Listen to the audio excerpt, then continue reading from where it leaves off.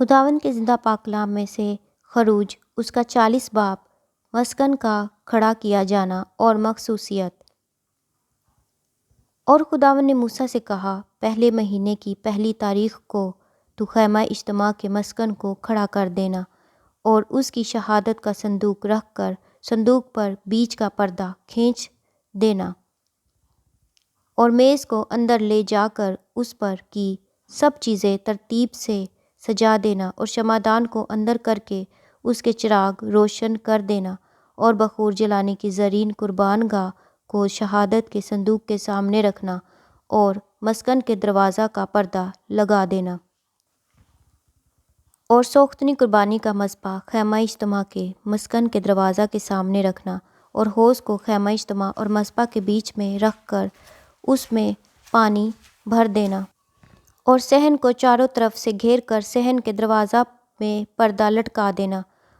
اور مسح کرنے کا تیل لے کر مسکن کو اور اس کے اندر کی سب چیزوں کو مسح کرنا اور یوں اسے اور اس کے سب ظروف کو مقدس کرنا، تب وہ مقدس ٹھہرے گا۔ اور تو سوختنی قربانی کے مذبح اور اس کے سب ظروف کو مسح کر کے مذبح کو مقدس کرنا اور مذبح نہایت ہی مقدس ٹھہرے گا۔ اور تو حوض اور اس کی کرسی کو بھی مسح کر کے مقدس کرنا اور ہارون اور اس کے بیٹوں کو خیمہ اجتماع کے دروازہ پر لا کر ان کو پانی سے غسل دینا اور ہارون کو مقدس لباس پہنانا اور اسے مسح اور مقدس کرنا تاکہ وہ میرے لیے کاہن کی خدمت کو انجام دے، اور اس کے بیٹوں کو لا کر ان کو کرتے پہنانا اور جیسے ان کے باپ کو مسح کرے ویسے ہی ان کو بھی مسح کرنا تاکہ وہ میرے لیے کاہن کی خدمت کو انجام دیں، اور ان کا مسح ہونا ان کے لیے نسل در نسل ابدی کہانت کا نشان ہوگا۔ اور موسیٰ نے سب کچھ جیسا خداوند نے اس کو حکم کیا تھا اسی کے مطابق کیا۔ اور دوسرے سال کے پہلے مہینے کی پہلی تاریخ کو مسکن کھڑا کیا گیا، اور موسیٰ نے مسکن کو کھڑا کیا اور خانوں کو دھر ان میں تختے لگا ان کے بینڈے کھینچ دیے اور اس کے ستونوں کو کھڑا کر دیا اور مسکن کے اوپر خیمہ کو تان دیا اور خیمہ پر اس کا غلاف چڑھا دیا جیسا خداوند نے موسیٰ کو حکم کیا تھا، اور شہادت نامہ کو لے کر صندوق میں رکھا اور چوبوں کو صندوق میں لگا کر سرپوش کو صندوق کے اوپر دھرا، پھر اس صندوق کو مسکن کے اندر لایا اور بیچ کا پردہ لگا کر شہادت کے صندوق کو پردہ کے اندر کیا جیسا خداوند نے موسیٰ کو حکم کیا تھا۔ اور میز کو اس پردہ کے باہر مسکن کی شمالی سمت میں خیمہ اجتماع کے اندر رکھا اور اس پر خداوند کے روبرو روٹی سجا کر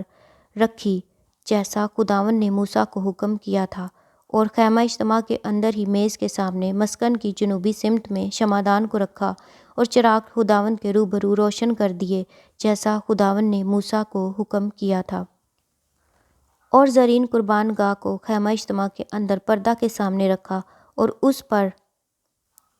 خوشبودار مصالحے کا بخور جلایا جیسا خداوند نے موسیٰ کو حکم کیا تھا، اور اس نے مسکن کے دروازہ میں پردہ لگایا اور خیمہ اجتماع کے مسکن کے دروازہ پر سوختنی قربانی کا مذبح رکھ کر اس پر سوختنی قربانی اور نذر کی قربانی چڑھائی جیسا خداوند نے موسیٰ کو حکم کیا تھا۔ اور اس نے حوض کو خیمہ اجتماع اور مذبح کے بیچ میں رکھ کر اس میں سونے کے لیے پانی بھر دیا، دھونے کے لیے پانی بھر دیا، اور موسیٰ اور ہارون اور اس کے بیٹوں نے اپنے اپنے ہاتھ پاؤں اس میں دھوئے جب جب وہ خیمہ اجتماع کے اندر داخل ہوتے، اور جب جب وہ مذبح کے نزدیک جاتے تو اپنے آپ کو دھو کر جاتے تھے جیسا خداوند نے موسیٰ کو حکم کیا تھا۔ اور اس نے مسکن اور مذبح کے گردا گرد صحن کو گھیر کر صحن کے دروازہ کا پردہ ڈال دیا۔ یوں موسیٰ نے اس کام کو ختم کیا۔ مسکن کے اوپر بادل کا چھا جانا۔ تب خیمہ اجتماع پر ابر چھا گیا اور مسکن خداوند کے جلال سے معمور ہو گیا، اور موسیٰ خیمہ اجتماع میں داخل نہ ہو سکا کیونکہ وہ ابر اس پر ٹھہرا ہوا تھا، اور مسکن خداوند کے جلال سے معمور تھا۔ اور بنی اسرائیل کے سارے سفر میں یہ ہوتا رہا کہ جب وہ ابر مسکن کے اوپر سے اٹھ جاتا تو وہ آگے بڑھتے، پر اگر وہ ابر نہ اٹھتا تو وہ اس دن تک سفر نہیں کرتے تھے جب تک وہ اٹھ نہ جاتا، کیونکہ خداوند کا ابر اسرائیل کے سارے گھرانے کے سامنے اور ان کے سارے سفر میں دن کے وقت تو مسکن کے اوپر ٹھہرا رہتا اور رات کو اس میں آگ رہتی تھی۔ خداوند کے زندہ پاک کلام کے پڑھے اور سنے جانے پر خداوند کی خاص برکت ہو۔ خدا کا شکر ہو، آمین۔